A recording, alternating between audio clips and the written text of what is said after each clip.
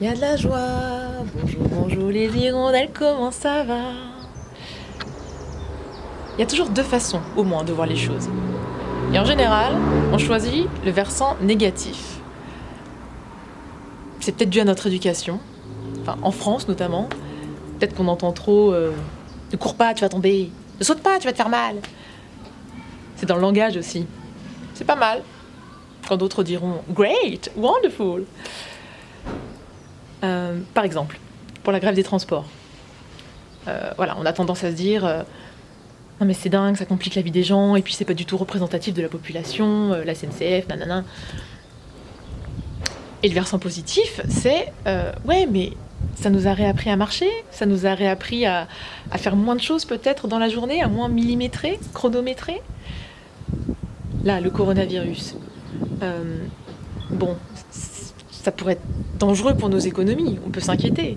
Et en même temps, bah, c'est quand même incroyable qu'on arrive à justement mettre la main sur les économies, à faire en sorte, par exemple, de contrôler, voire d'arrêter le trafic aérien. Les politiques, apparemment, ont du poids. Alors, voilà, si on continue, ça peut paraître très inquiétant d'arrêter les libertés de toute une population du jour au lendemain.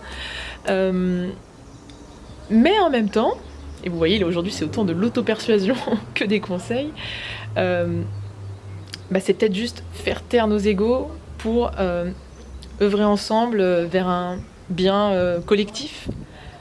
Et puis peut-être qu'en effet, étant donné qu'on est dans des sociétés justement aux individualités très fortes et brassées, il va peut-être falloir de temps en temps se remémorer qu'il faut qu'on avance ensemble et ça se fera de façon un peu rude par des politiques un peu fermes, sans doute.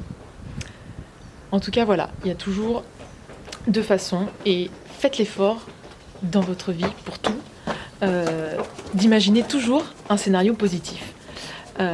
Surtout quand on sait pas en fait pourquoi l'autre fait ça ou quand on sait pas ce qui va se passer demain et ce que sera le monde. Qu'est-ce que ça nous coûte en fait d'imaginer le versant positif, le scénario positif. Voilà. Et puis si quelque chose est arrivé, bon, demandons-nous comment transformer ça de façon positive.